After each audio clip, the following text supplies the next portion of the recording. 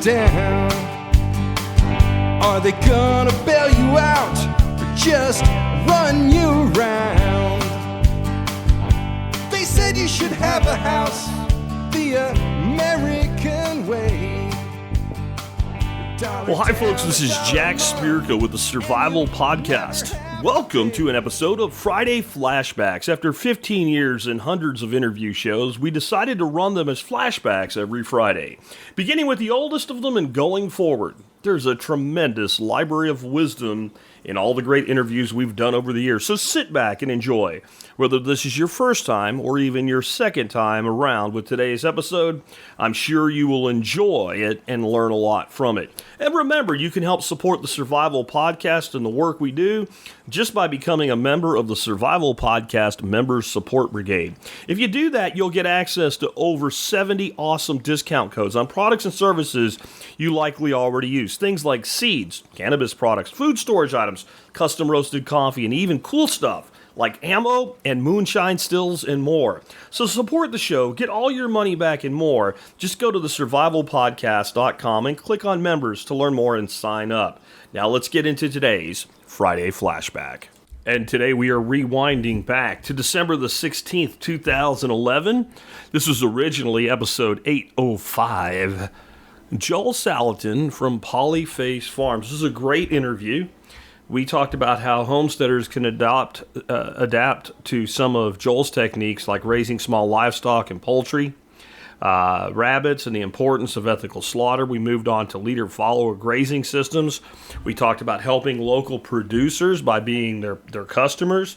We talked about some of the biggest challenges to small farmers and homesteaders that there are today. Of course, this was more than 10 years ago, and the same problems still exist. We also talked about how farmers could transition from what we would call traditional agriculture, which I think is more accurately chemical agriculture, to more natural production and increase profits at the same time. That's about all I need to say for this intro, except I want to say something else. When I did this episode, I had been podcasting for, 3 years, roughly. I was just really coming into my own into the permaculture, regenerative agriculture type space. And I met Joel at Liberty Forum, and I struck up a conversation with him there and was really excited that I was able to get him on the show from doing that.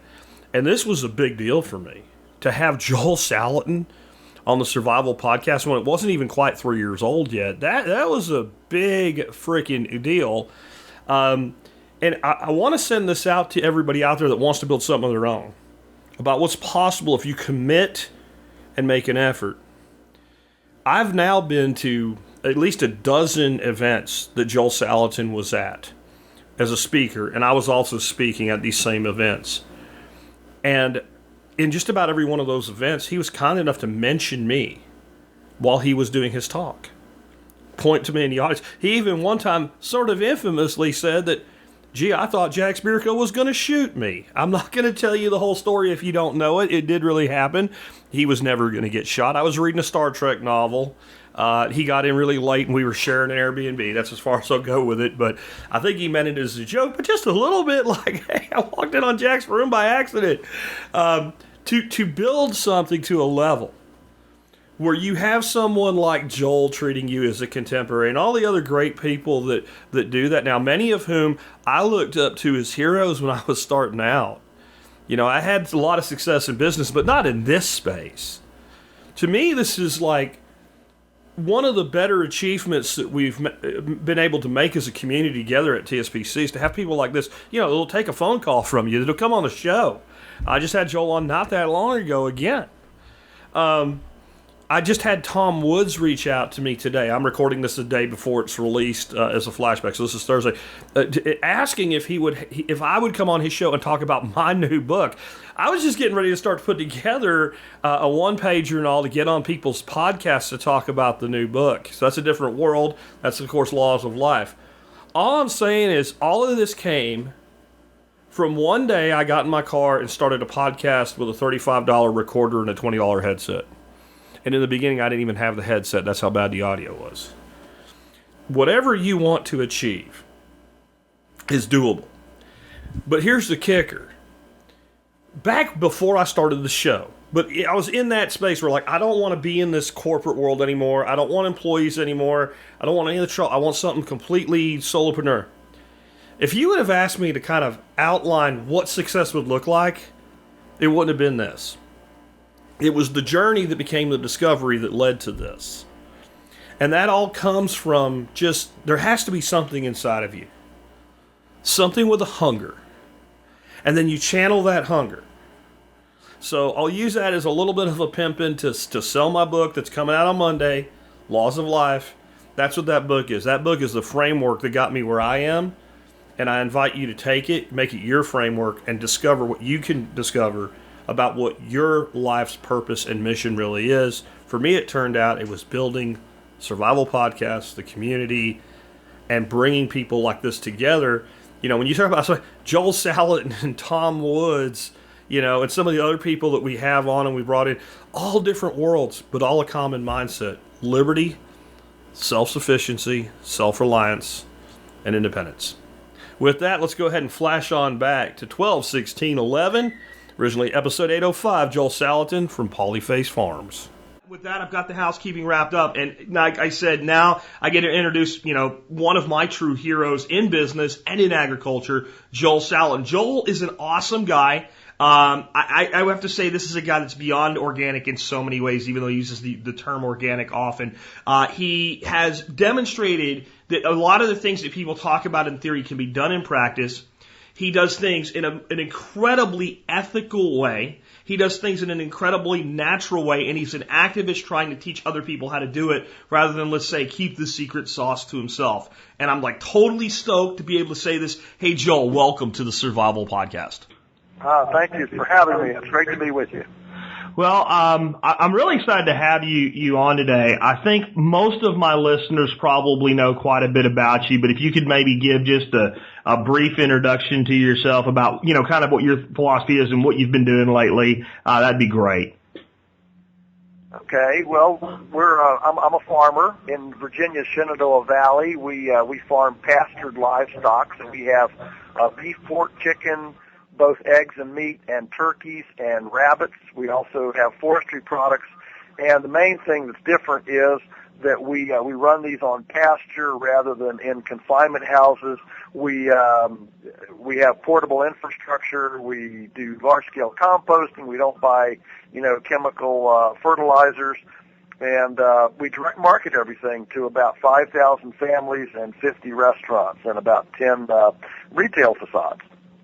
Yeah, and you've also been quite prolific as an author. You've got a ton of books I want to chat about a little bit, but in a lot of your work as far as speaking, just what you're doing as far as how, proving it can be done, and your writing, you've really been a big voice for other small farmers, other small producers, in things that are challenging, let's say, in today's environment, both politically and just guess on the ground as a farmer as a whole. Can you talk about maybe some of the biggest challenges there are right now to folks that are trying to do things kind of in an all natural / organic / just better for the environment way?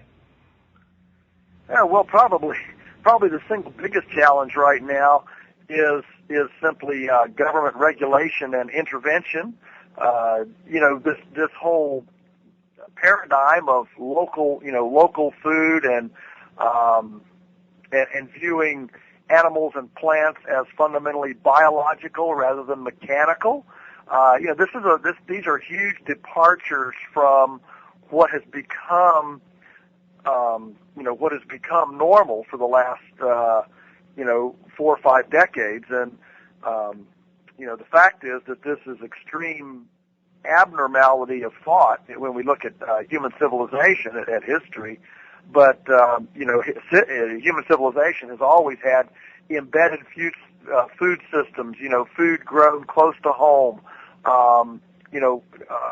Carbon cycling.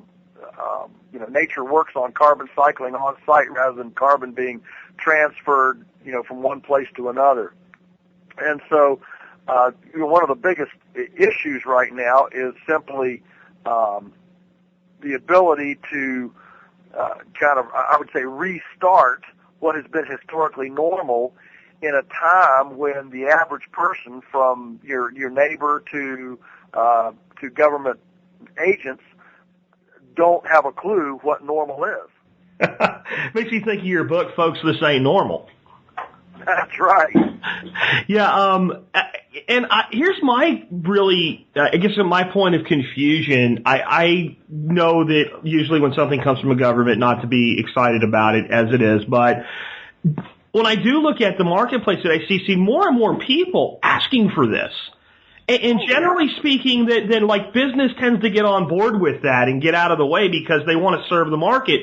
So there's this huge growing market for people saying, I want to eat locally, I want to eat healthy, I want to know who produced my food, and yet we still have all these huge roadblocks just being plugged into it. Do you see is it just a conflict of big ag versus small ag, or is it well-meaning idiots in the government, or is there something more malicious at stake? I mean, what is causing, raids on, raw milk producers and things like that? People that are selling direct to the public, having people come down on new legislation getting in the way. What's the big driver in that?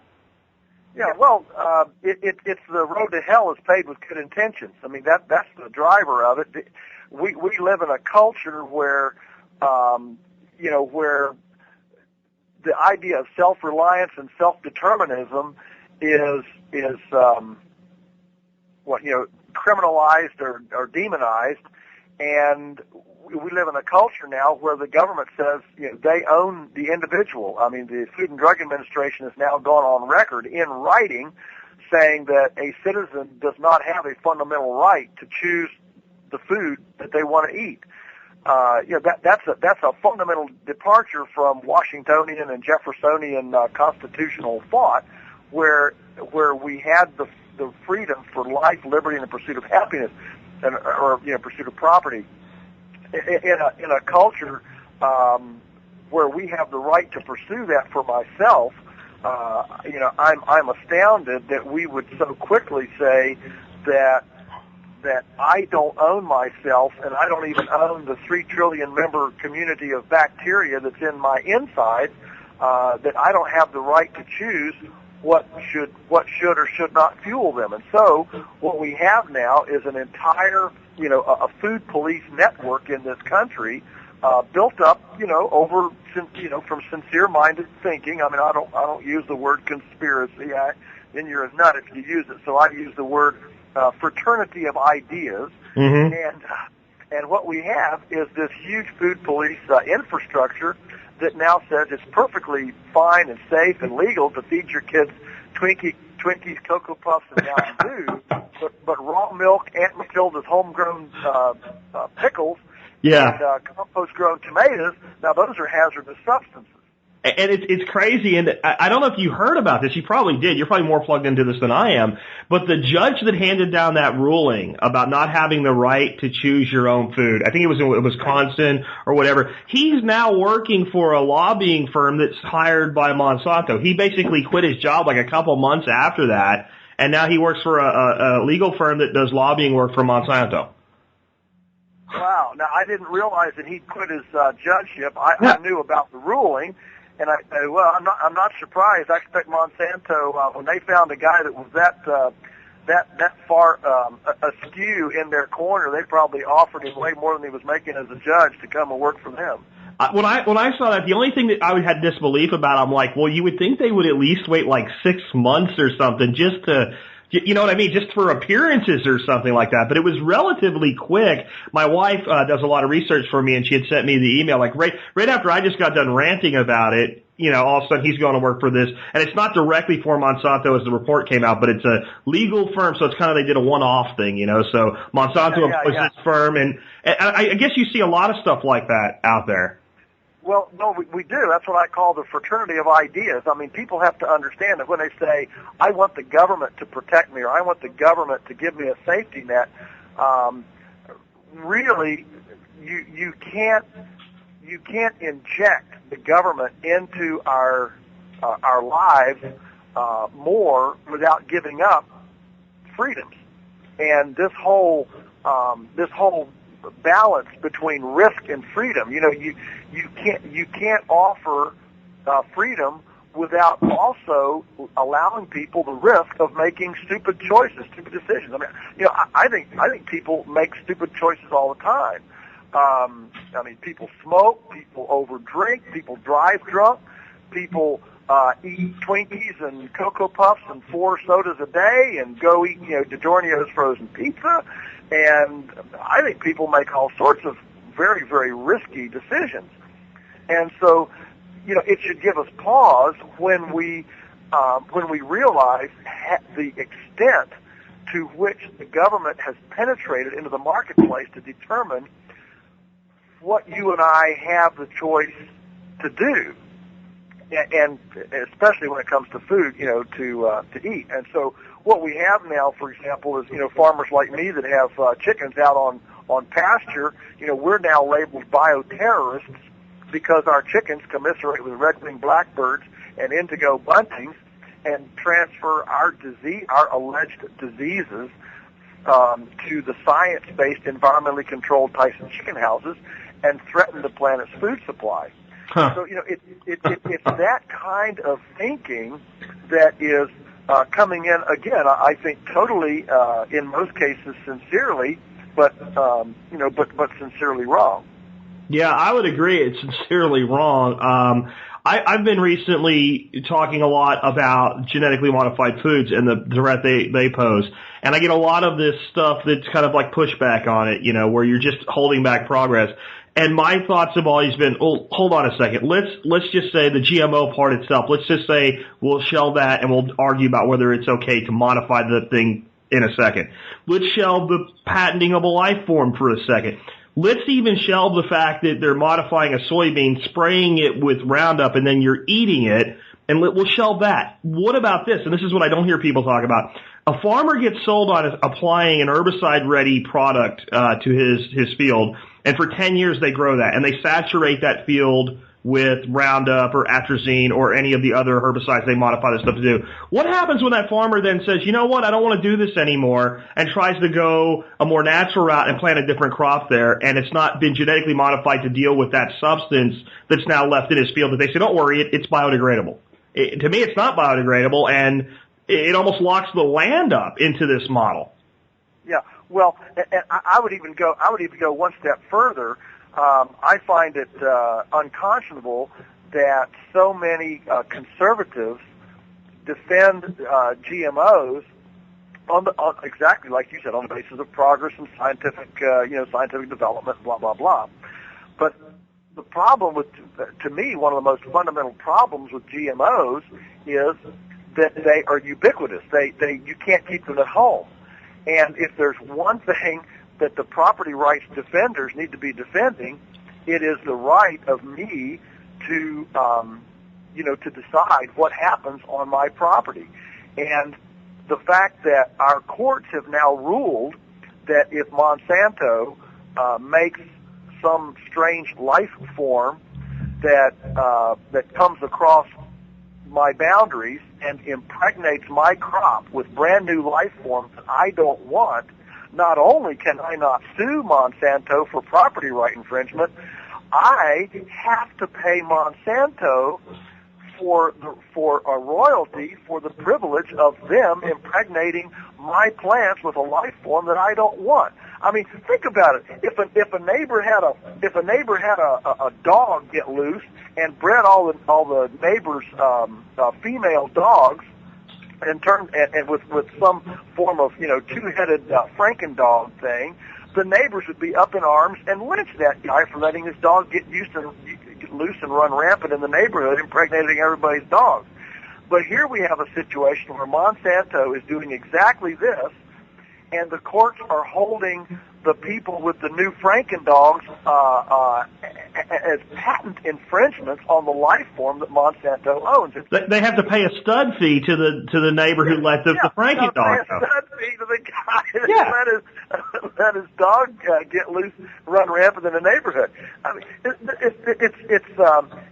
it's beyond speakable, and yet we have many in the conservative movement who are the biggest, even the libertarian movement, who are the largest defenders of this technology. I think a lot of them, Joe, I think a lot of them don't know. I don't think they get it. They just think it's a bunch of hippies saying, hey, look, this is dangerous, and they don't actually understand the damage that's being done, because I don't see how, especially a libertarian, could defend the stance that if your ox scores my cattle, it's my responsibility. It goes that far back that it's my responsibility to fence my dangerous animals in, not your responsibility to fence them out. That's as old as written language goes. Well, sure. That goes clear back to biblical Levitical law. If I have an ox that gets out and hurts you, that ox is an extension of my persona. And in fact, if that ox was known to have been, I don't know what Leviticus calls it, but dangerous. Let's just say, to been a problem, and it hurt, and it goes over and kills you, then I am put to death for the action of my ox. Now, if it's a first time offender, then I don't get the death penalty. But that's how important this extension of property rights is. And which brings me to the thought. A lot of people think people like me that are fairly libertarian minded think that, boy, aren't we glad that we have all these environmental laws, regulations.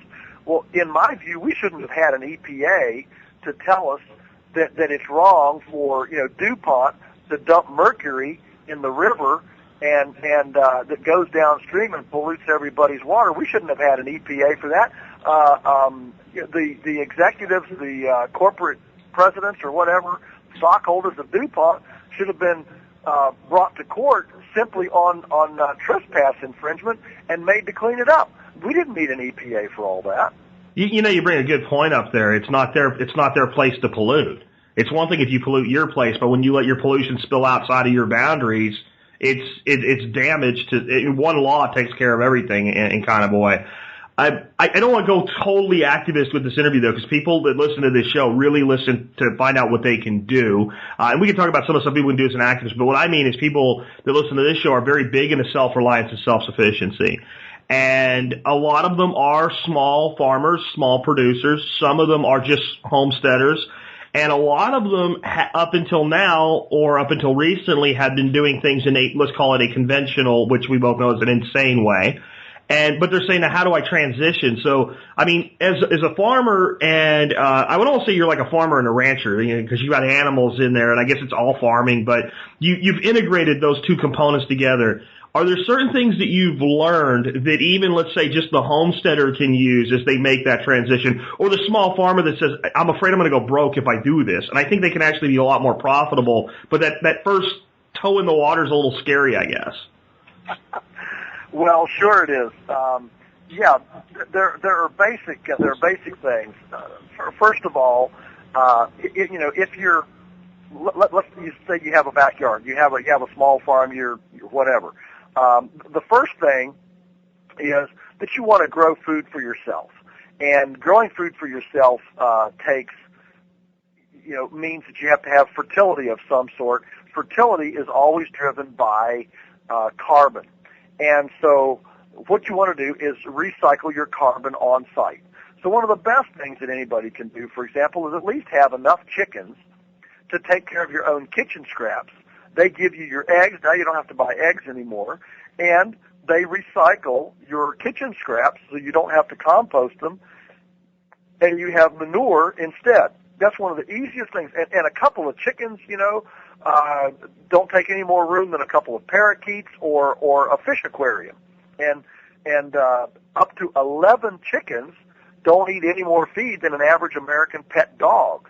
So, when we look at actual food costs and what we get out of it, wouldn't you much rather have, half a dozen eggs a day than, feed a pet dog and have to clean out his manure all the time? Sure, and brush him and everything, and take him to the vet and all that. Not that we want to get rid of our dog, but it's a comparison, right? Yeah, it is. It is.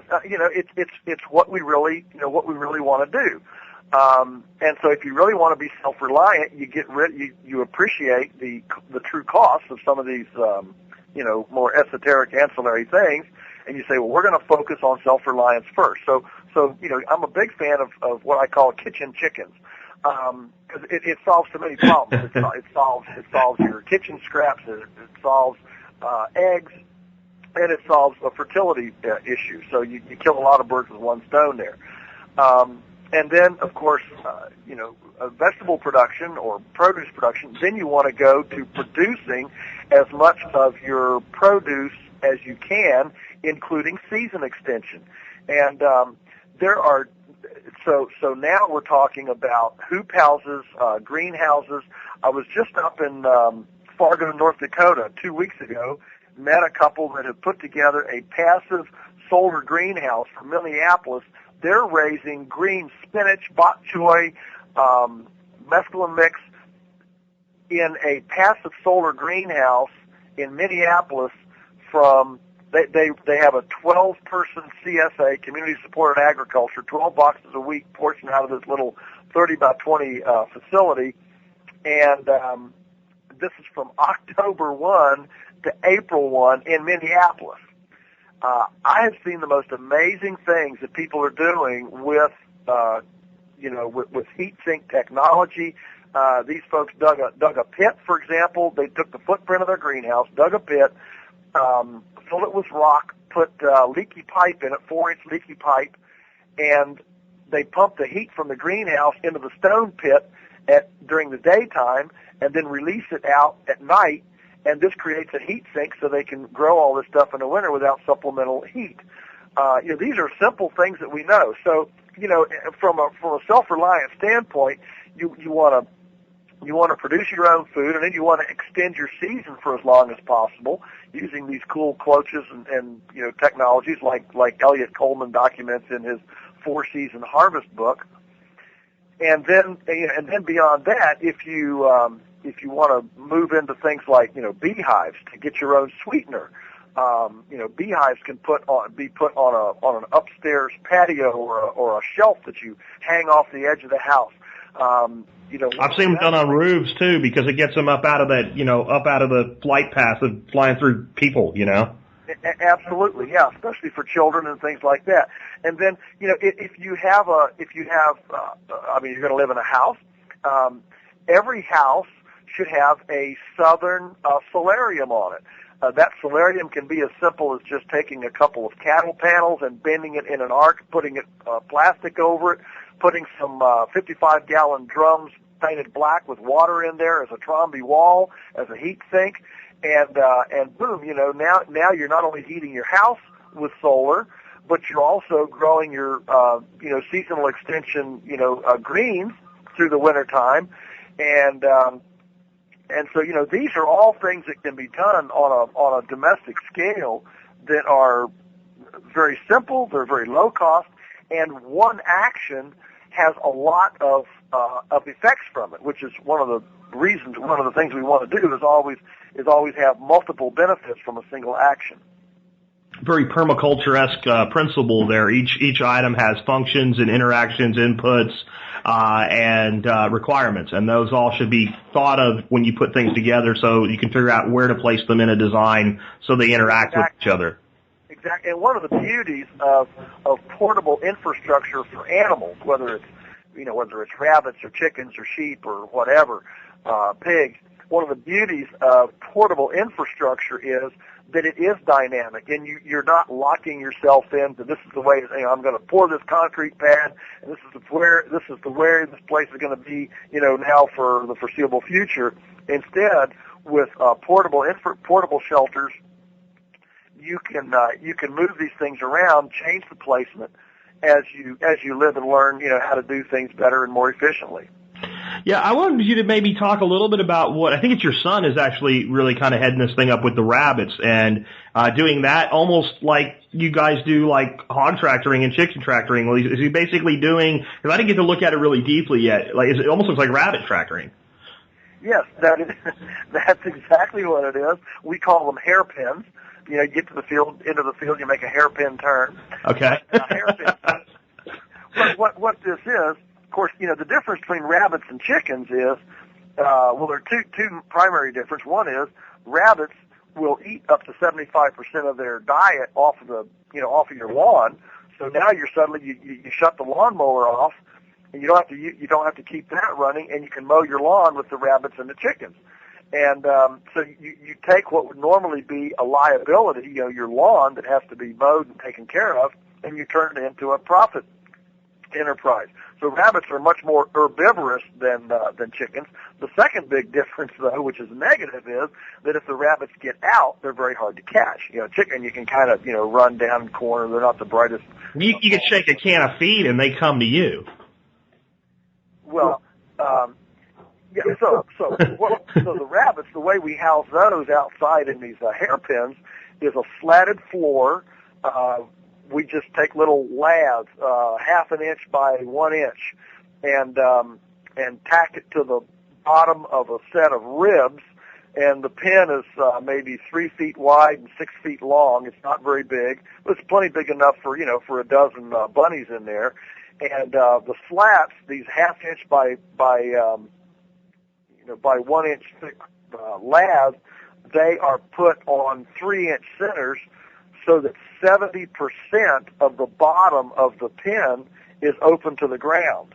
So that it's like two inches by 12 inches is the is each square, and the rabbits can eat the grass through those squares, and yet they can't dig out. These are very light. They only weigh about 20 pounds. A 5-year-old child could move them. Extremely light, and suddenly you take your lawn, and 1 acre of grass put through rabbits is worth $45,000. Wow! So, suddenly you have a full-time income from 1 acre of grass. No, that's primarily for your bunnies you're raising out for meat. So like your breeders, because you have issues with does castrating bucks if they're not kept separated, or one's brought to the other the wrong way. So what are you doing with your breeder rabbits? Are they just kind of in smaller versions, or what? The breeder rabbits are in hanging cages, more similar to a regular house. Yeah, one of the problems with having the breeding stock outside is that does, the female rabbits, when they get stressed, they'll often eat their bunnies. It's a kind of defensive mechanism inherent in them, and what happens is when you have them out in these pens at night, these does with a little set of bunnies, there's foxes, there's dogs, there's possums, all sorts of disturbance. I mean, kids, whatever comes along, and so it's important for them to kind of be quiet. So we actually hang them in a separate shed structure with chickens underneath with deep bedding. And deep bedding being, chips, sawdust, wood chips, any kind of carbonaceous material, and the chickens then scratch through what the rabbits drop, and the urine that the rabbits put down, and the chickens stirring what I call a carbonaceous diaper there. The chicken stirring it keeps it composting and aerating, so it grows little worms and roly-polies, and actually adds protein for the chickens.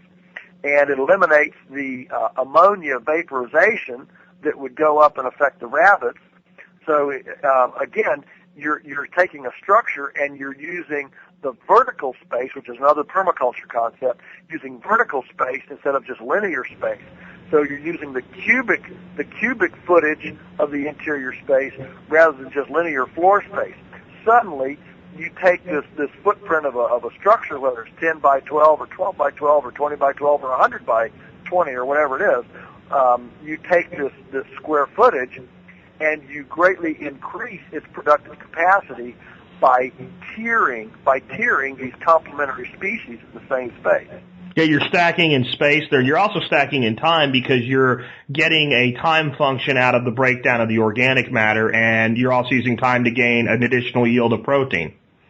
Exactly. And the beauty of this too is that when you're stacking like this, you don't have to justify the cost of the building with just one enterprise. Now you're running several enterprises through there, from compost generation to poultry to the rabbits. You're running multiple enterprises through there, and then you can use the walls of the structure to grow cucumber vines on as lattice. Sure. And a solarium on the south side. So suddenly you start hanging these things around a structure, and suddenly that structure becomes extremely far more valuable than it would if you were just running one enterprise through. And that means that you can reduce the density of each enterprise down to a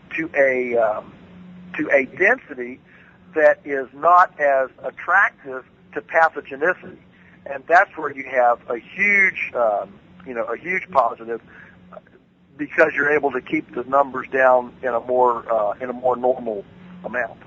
Yeah, and it's funny because as soon as you start to do that, like, other opportunities just kind of present themselves. When you were talking about planting cucumbers or beans growing up the structure, I'm thinking, and then that's going to provide shade for the rabbits in the hottest part of the year and help with thermal regulation, and it just all starts to cascade on itself. But, we're talking about animals here, right? So, like, a lot of people have problems with, like, the fact that if you're going to raise these animals, at least some of them you're raising for eventual slaughter. And I think that the way you do things and the way you're teaching people to do things leads to a lot more ethical treatment and ethical slaughter. I read an article, I don't remember what magazine it was, but it was about you.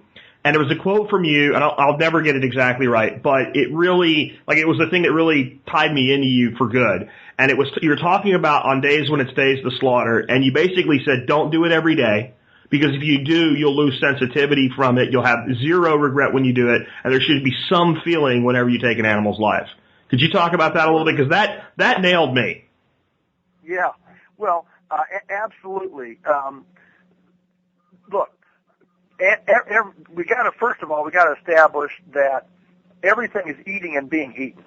And so there's certainly nothing anti-ecological or spiritual or whatever about eating animals, because the fact is everything's eating and being eaten. And if you don't believe it, go lie naked in your flower bed for 3 days and see what gets eaten. So we got to get over this thing.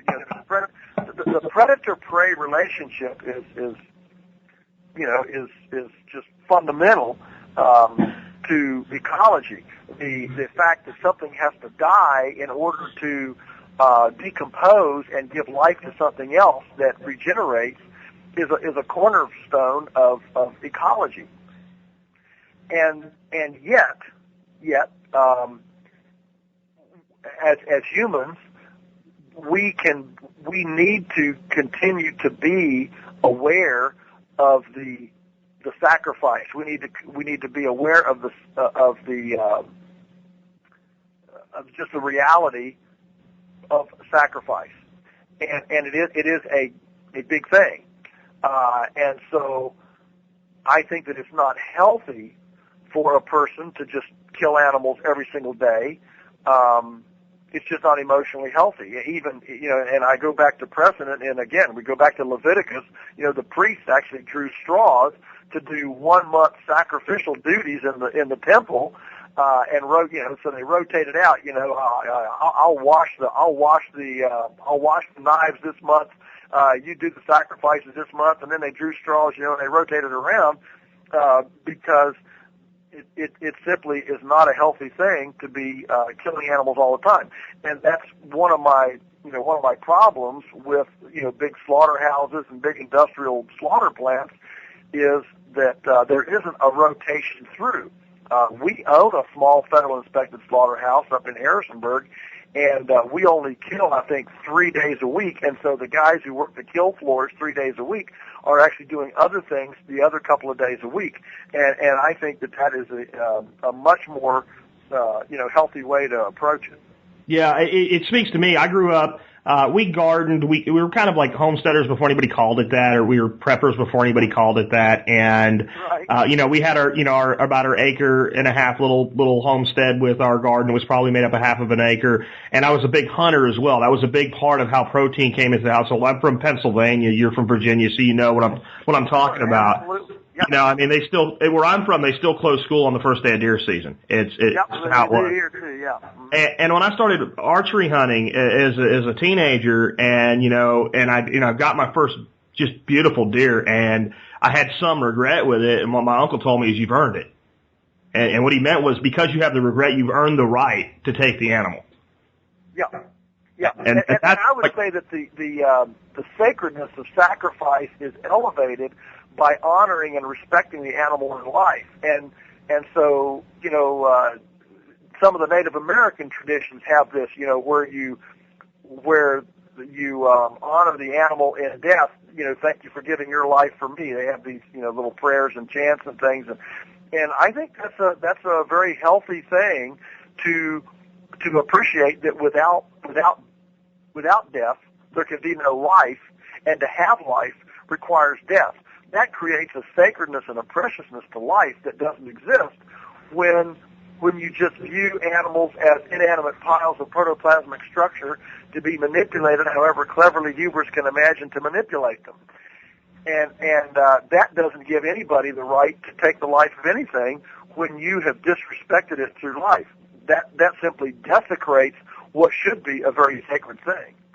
Yeah, the real circle of life versus the Disney version where warthogs and lions hang out together.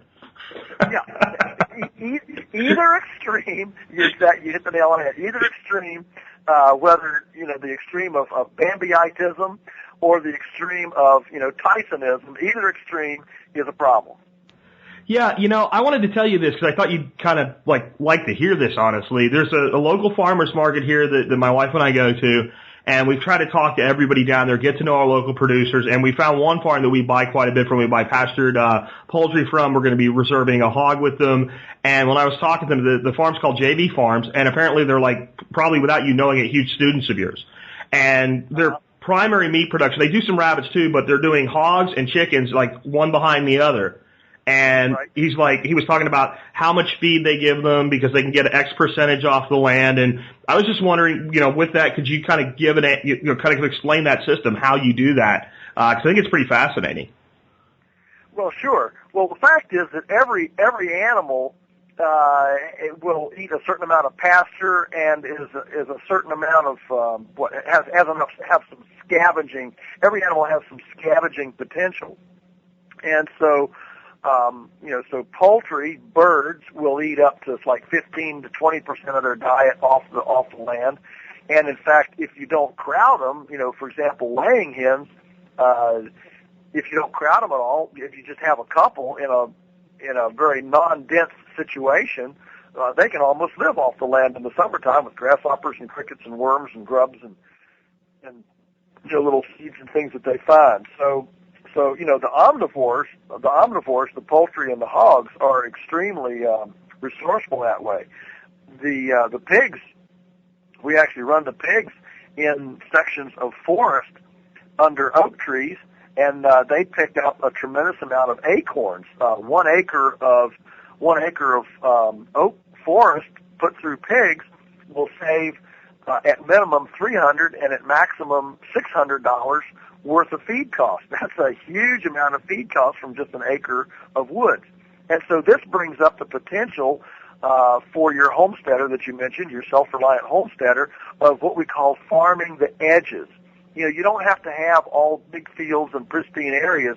There are so many little corners and edges that we can tuck a few animals in with portable electric fencing and portable sheltering systems in order to scavenge out of some of these unproductive or heretofore unused areas. Yeah, you've got. Go ahead. I'm sorry. Well, so there is a definite leader follower potential here, and whether it's pigs going through scavenging, chickens harvesting grass, chickens. We follow cows with the chickens. The chickens scratch through the cow patties and eat out the fly larvae and sanitize the paddock before the cows come in. We use hogs to turn our compost. We call them pigerators. Put some corn in, and the pigs then seek the corn, and the pigs then fluff up and aerate the compost. And that it keeps us from having to do it, by hand, which cuts down labor costs, cuts down machinery costs, petroleum costs. These are basic principles that I've described, of course, in all my books. But they're fundamental to making an extremely efficient agrarian model. Yeah, I'm just thinking feeding hogs acorns is well regarded in Spain, and people pay like $75 a pound for certain ham that's made off of acorn finished certain hogs over there. And I've got this those black-footed hogs in the Iberian Peninsula. They'll charge. I've seen it at $1,000 a ham for those 5-year cured hams, and so yes, omnivores like that, especially hogs. Running in woods has been, a historically normal model for way, way longer than Smithfield has tried to confine them on slatted floors over lagoons in houses. Well, absolutely, and this is where they're from. I mean, that's where a wild hog lives, and anybody that's hunted them in anything from, like, let's say Arkansas east knows that if you find thickets of acorns in the fall, and there are hogs in the area, that is prime hunting territory. You better believe it. So that's what they like. That's where they live. And then we try to feed them corn in a cage and wonder why we have diseases and problems and unhappy hogs. Right. Actually, hogs that are fattened on acorns, their oil, when you cook them, the oil that comes out of the fat is actually known to kind of as olive oil. It's a very, very similar consistency to olive oil because of the different kinds of fats that are in the acorns as opposed to corn. I've got a little debate with some folks out there, and I wonder if you could solve real quick for me. I've had people say you got to keep your chickens away from acorns because they'll get too much tannin and they'll die. And I just find that to be completely wrong. I'm sorry, and I'd like your thoughts on it. Oh, my. Well, we've run chickens for decades here, and they go in the woods, and we've certainly never had one die from acorns.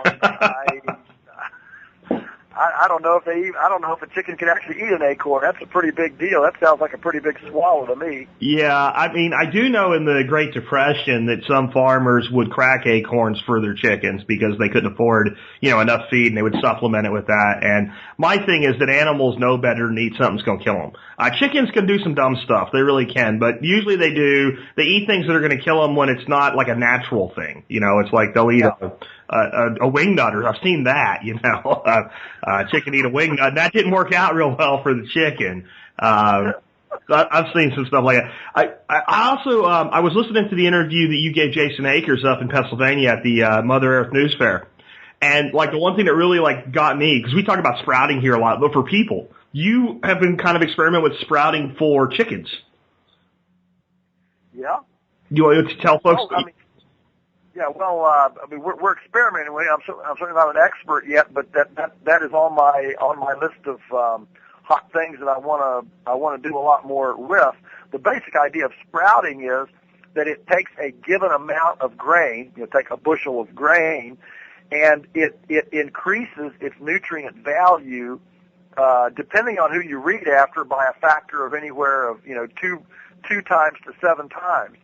And the problem with sprouting is that there's so much handling. The way it's typically done, there's so much handling involved, to move this now, watery, heavy, perishable material. The second thing, of course, is that it's now perishable instead of being relatively stable like dried grains are.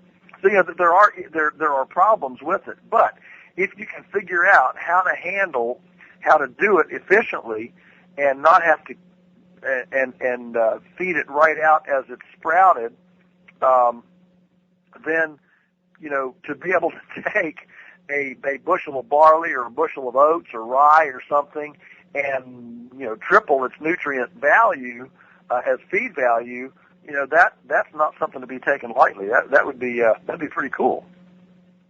And you had this idea for this what'd you call it? Like not a windmill, a Ferris wheel. Yeah, I call it a Ferris wheel sprouter. The idea is that how a Ferris wheel is. Well, this would be something maybe 5 feet in diameter, and you would hang about 8 seats. The seats would be trays, say 18 inches by 5 feet maybe, and it would hold a 5-gallon bucket full of soaked grain.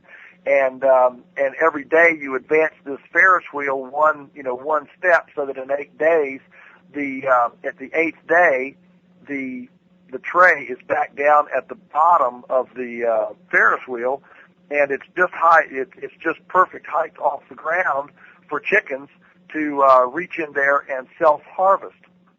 That way, you just handle them one time from the soak bucket into the tray, and the chickens then, self-feed out.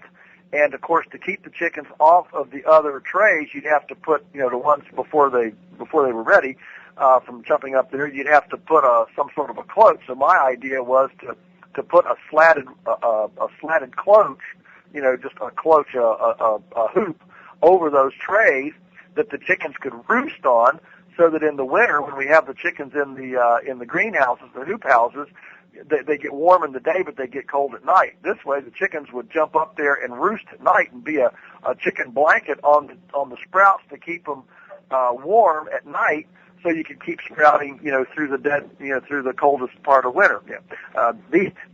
These are just ideas. This is how I think. That's awesome. I have no idea if it'll work or if we'll encounter something that we didn't anticipate, but that's definitely on my to-do list. Well, cool. Hey, man, I've got some questions coming in on Facebook for you. Maybe I can throw a few of those at you, kind of like a lightning round here towards the end. Sure. We'll see how much of a light, because I know there's some deep stuff too, though. We'll see how we can lightning it, though. But Ben says, other than, quote, voting with your feet, end quote, what are some other steps people can do to fight city ordinances restricting farming? Well, I'm a big believer in civil disobedience, and I think that it's a lot easier to ask forgiveness than permission. And so I think that if thousands of us just went out and did what we knew was right, we would have a lot more freedom than we would by trying to toe the line to everybody. Yeah, I agree, and I think that I like we had the one lady they tried to put in jail. It was in Michigan, and I put it out on my show and just basically said, "Here's the number to everybody at that city government. Call them." And they eventually backed off, and it wasn't just me; it was hundreds of people doing stuff like that with blogs and all. And I don't think that that's gone unnoticed. And I think this like Nazi-esque enforcement of this stuff. That cities and towns are going to, the more we fight and the more we do it anyway, and the more we are heard, the less likely they are going to be to do that type of thing to us.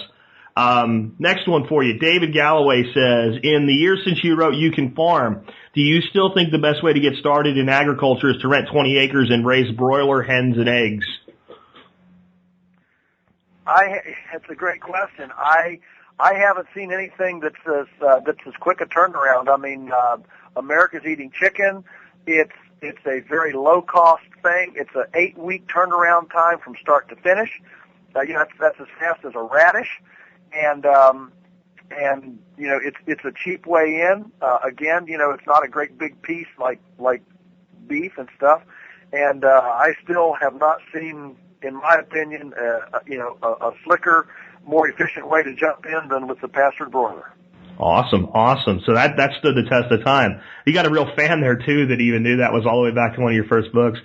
Same guy says, do you favor local grasses and weeds to make your salad bar pasture, or do you also mix in non-local varieties? Essentially, our pastures are all whatever's been growing. We've never planted a seed in 50 years, and we have watched the complexion of the pasture change dramatically in those 50 years. I think generally that nature knows best on this, and whatever's most climatized and is most nativized to your region, I think will gravitate to your situation. And if you think about it, generally whatever's in the side ditches of the road is the most resilient species of forage that is the most prolific with the least amount of input in your area. And so I say stay with what's there and what comes naturally. Awesome. Lydia says, if you're in an arid situation, what are the best poultry to raise, and any recommendations for good dairy goats? What I don't know about dairy goats would fill a library, so I'm not even going to touch the dairy goats. I just don't know much about them. I just know you got to have a really good fence to keep them in, and I tend to not raise things that are smarter than I am, so I tend to stay away from dairy goats. Arid situations, poultry in arid situations. I don't know if she's asking well, and she says arid. I don't know if this is arid hot or arid cold, but generally arid hot, you would take your, for example, raising broilers, you would take your time off in the middle of the summer and raise them through the winter. If you're arid cold, you'd take your time off in the winter and raise them through the summer. I don't see that there's a big difference. I will tell you this, that we've had extremely good success in the last 2 years bringing in the French La Belle Rouge broiler, which is a red-colored chicken. It's the French broiler bird, the double-breasted. Grows about 20% slower than the Cornish cross American broiler. So it doesn't have quite as plump a breast, doesn't grow quite as fast, is not quite as feed efficient. However, it does graze a lot better, and it definitely is hardier. And it has a much more brilliant fat. So we have found wonderful market acceptance, and that might be something you might look at in a more harsh environment. Excellent, excellent. Next one, just kind of a comment for you. I think it'll make you chuckle a little bit. Wayland Cook says, Joel Salatin for president. Those bumper stickers are the best. Well, I can't complain about the job, but I don't think the pay's enough. All right.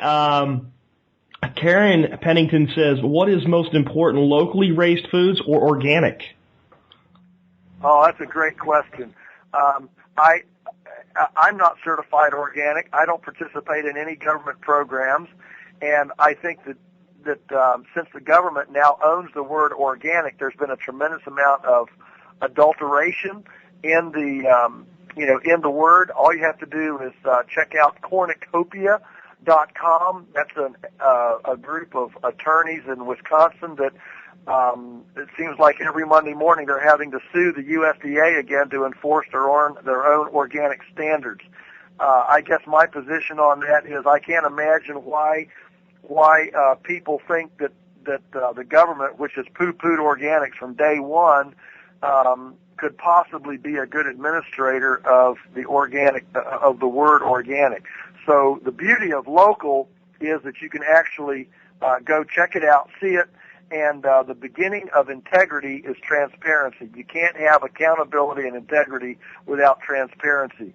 So at the end of the day, the being able to see it and touch it and smell it and participate with it is far more transparent than any kind of label, organic or otherwise. Yeah, I've actually been working on something. I wasn't even going to bring it up on the air because I want to take your airtime up with it, but I'd like you to know about it now that you mentioned that. I've started putting together a program called AgriTrue, and the tagline being truth in agriculture. And my belief is that if you want honesty about your food, ask the farmer that grew it, and he'll tell you. And he'll tell you whether he's using GMO Tyson garbage or doing beyond organic. And he'll tell you whatever you want to know, and we can take a farmer at his word. And my hope is to set some standards, but mainly so that the buyer can, with one quick swipe of a smartphone, know exactly where their stuff was grown, see pictures of the farm, see the farmer, ask the farmer a question, and we're working on that. We kind of got a big setback. I hired a coder to start building the site, and he kind of just stopped building the site and disappeared. So we got it messed there, but I'd actually like you to know more about that. Tyson men, right? Yeah. But that's just my belief, is that if people would get in touch with their producers, and that's a very, very local production centric thing, because it's ideally made for the small producer, the guy with 100 acres or less, the guy that is selling from farms and things like that. And I go to the farmers markets and I see the people that have pictures of their farm like on a board and all, and I'm like, if we could just harness technology to let people connect that way, and I heard your interview. I don't remember who you gave it to, but you're in your truck driving. And you were talking about going to the local farmers market. It'd be better if you had one place to pay for everything. Right. And I was thinking, man, that kind of lets that whole thing work even on a bigger level, because you could go into like a co-op of all local producers, and they don't have to be there. They can be off running their farm, and you still know who you're buying from. Just by the bin that it's in. So yeah, certainly the fluidity of preserving integrity in the local food distribution network is huge right now. I mean, everybody's got an idea, and all these ideas, your idea, these are all good. Ultimately, ultimately you cannot have an honest food system without heavy participation, just like you can't have good politics without a lot of participation. You know, you can't abdicate your civic responsibility and assume that, well, you know, those people, them, they, those over there, somebody is going to vote for the right person. At the end of the day, we get exactly what we deserve, and we get the kind of food we deserve, we get the kind of politics we deserve, we get the kind of policy we deserve. And so ultimately it's about participatory involvement in the system, whether it's food, policy or whatever. And so you're right. It's all about participation. Yeah, absolutely. I completely agree with that. Here's David asking, ask him what he thinks of paleo nutrition. I know one of his drivers lost 200 pounds after working for him and eating clean food from his farm. I don't know if you know this or not, but you are like a hero in the paleo world. Like, I'm big on paleo nutrition. Rob Wolf was on the show last week. He's featured you on his site a bunch. But because you're showing how to make meat sustainable, you're really a big, you have a huge fan base in that world, because what we're always told is you have to eat soybeans and wheat. That's sustainable. What are your thoughts on paleo nutrition and sustainability of meat in general? Oh, well, it's a great question. Absolutely, I'm a friend of the paleo world. And the basic concept on animals is, and if you get my book, Folks, This Ain't Normal, you'll see this very clearly articulated. The problem with omnivores is that we have put them in a cage, like you said, put them in a cage and given them grain, which is a totally abnormal, unnatural world for omnivores. The foundation of all cultures throughout history has been the herbivore, because the herbivore was the only nutrient-dense product. And when I say herbivore now, that's not just cows. That's buffalo, camels, zebras, yaks, reindeer, squirrels, rats, guinea pigs, goats. Yeah, and the point is that the reason that the herbivore was the foundation of all the societies that actually survived was because that was nutrient density from a perennial that did not require planting or tillage. And in a day before cheap energy and mechanical power and machinery, when tillage was extremely laborious, it was extremely difficult to do. And so the cultures, in fact, I don't know if you've read Jared Diamond's book Collapse, but when you read Collapse, one of the most amazing things that he does not address in that, whatever it is, 800-page book, is the dot that he doesn't connect is that all of the cultures that collapsed, all of them, none of them had herbivores. They were non-herbivorous cultures. And so it's important to understand the role of the herbivore, and now for the first time in human civilization, we're able to duplicate the large marauding, stampeding groups of herbivores and predators that were, the way they were done throughout history. We can duplicate that now with very high-tech electric fencing and portable infrastructure. We've never been able to do that before. Now we can do it, so we can tap into this wonderful carbon-sequestering, soil-building, hydrology-stimulating natural system of herbivore, perennial, temporary disturbance, and long-term rest periods between applications.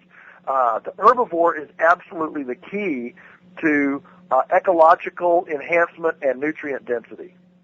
Awesome. I'm not going to try to even add anything to that. That's just great. Real quick one here. Do you have any suggestion for a better tonic for the health of his chickens' respiratory system other than cider vinegar and garlic that he gives them once a month in their water? Well, the only thing I would add about health for chickens is there's a wonderful, organic premix made by Fertrell. And whenever anybody asks about, poultry trouble, my first question is, are you using Fertrell premixes, which is a Bainbridge, Pennsylvania company OMRI certified, and as if certification means anything. Anyway, it's primarily seaweed, food-grade soft rock phosphates, and vitamins and minerals, and it goes in at 60 pounds per ton. And to me, that's my first line of defense on just vigorous poultry, other than just good sanitation practices. Awesome. One more for you, and it's an easy one. Is he still raising his turkeys with his grapes, or has he created a new process? Raising turkeys with, what was the word? Grapes. Grape? Yeah. Did you raise turkeys? Yeah, great question. Yes, in fact, we do. And, we raise turkeys other places as well, not just the vineyard, but absolutely under the vineyard.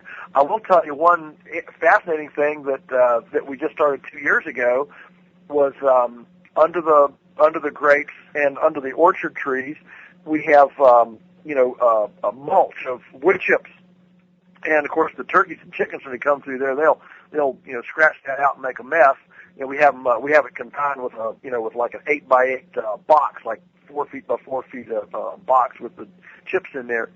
And so 2 years ago, one of our interns came back to be a horticulturalist here, and he inoculated those chip beds with winecat stropharium, a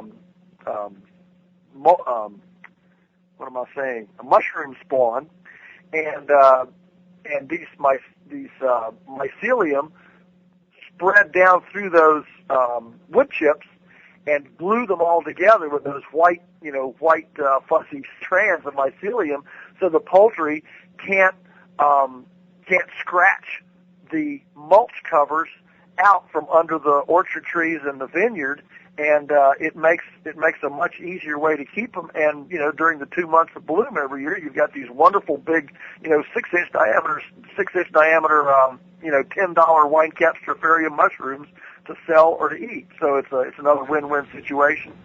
Very awesome. And just another example of how things get integrated together. Well, we've kind of wrapped things up, Joel. I want to make sure people know how they can find more about you, get your books and all. Your website is polyfacefarms.com. I'll have a link to that in today's show notes. I'm going to read off the books I have listed for you here. You tell me if I missed any. Pastured Poultry Profits, Salad Bar Beef, You Can Farm, Family-Friendly Farming, Holy Cows, and Hog Heaven. Everything I Want to Do is Illegal, and that one I think people really need to read. The Sheer Ecstasy of Being a Lunatic Farmer, and folks, This Ain't Normal. I've got those all listed in the show notes for people so they can find them real easy. Did I miss any? No, you didn't miss a one. You got every single one of them. There's 8 of them. Yeah. Thank you. Yeah, and folks, Joel's done a lot of great work, and one way you can really support a person and let them know that their work is valuable is to step up and, do business with them. And you may not be able to drive down the road and pick up a couple chickens from Joel, but you could pick up his books.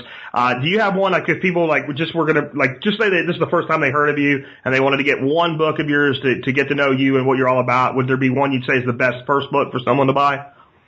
Sure, folks. This ain't normal would be the one that I would recommend. That's the latest one, and it's the most a big picture, cultural picture stuff with a lot of little personal how-to stuff that even non-landed folks, even urban folks, can enjoy. Well, great, man. Hey, I can't tell you how much I appreciate you taking time to be on my show with me today. The show is listened to by about 25,000 people. And we're here at the end of the show, and I want to make sure that anything you want to tell those folks, I give you the opportunity to do so. So if you have any final thoughts, please take all the time you need and just say whatever you'd like to say. Well, I'll just share this because it's just been one of those little, epiphany pieces of advice that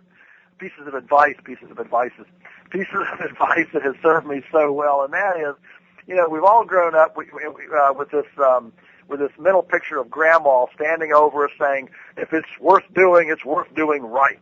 We've heard that so many. If it's worth doing, it's worth doing right. And I got news for you. Grandma was wrong. The truth is that if it's worth doing poorly first. Nobody does it right the first time. And so what happens is that we have this image, of if it's worth doing, it's worth doing right. And what it does is it stigmatizes us from innovating in our own lives. And we're scared to death of, what if the cake fails? What if the canner blows up? What if bugs attack the beans? what if the chicken gets sick? I mean, we've got all these, if it's worth doing, it's worth doing right, and we're scared to death to attempt new things because we've got this, this thing about having to do it right the first time. And so my encouragement is anything that's worth doing is worth doing poorly first. Nobody does it right the first time. We don't write well the first time. We don't ride a bicycle well the first time. We don't walk well the first time. We don't even poop well the first time. We've got to learn how to do that. And so just run out there and be innovative, do something, move out of your comfort zone, and do it poorly first and enjoy doing it poorly, because it's in doing it poorly that you eventually do become skillful enough to do it right. Man, that's great advice. And I think you could take that, not just farming and not just homesteading, but that's the same advice I used to give my sales teams back when I had, they called a regular day job. So that's just awesome. Also, folks, I want to let you guys know again, polyfacefarms.com, Joel's website, will be linked from today's show notes. And if you want to meet Joel and me, you can meet both of us. We will both be speakers in Nashville, New Hampshire, February 23rd through 26th, 2012, at the Free State Project's Liberty Forum. So, Joel, I'm looking forward to shaking your hand and meeting you in person. Well, I'm looking forward to meeting you, too, and thank you so much for giving me the opportunity to talk to so many wonderful people. All right, folks, and with that, today this has been Jack Spirko, along with Joel Salatin, helping you figure out how to live that better life if times get tough, or even if they don't.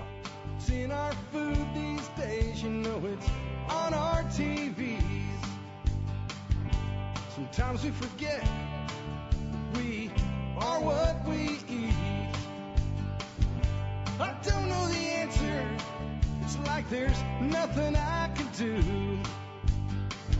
It's the price we pay, I guess, and we follow all the rules. There's a better way to do this. Let me show you a better way. You don't have to be another face in the crowd. You don't have to live the way they tell you to. Make your own way, and the others will follow.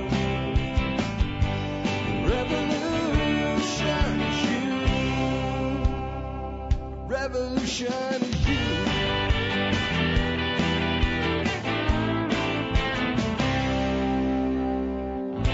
Someday we'll realize our children just can't pay. 'Cause nobody up there cares. They're living for today.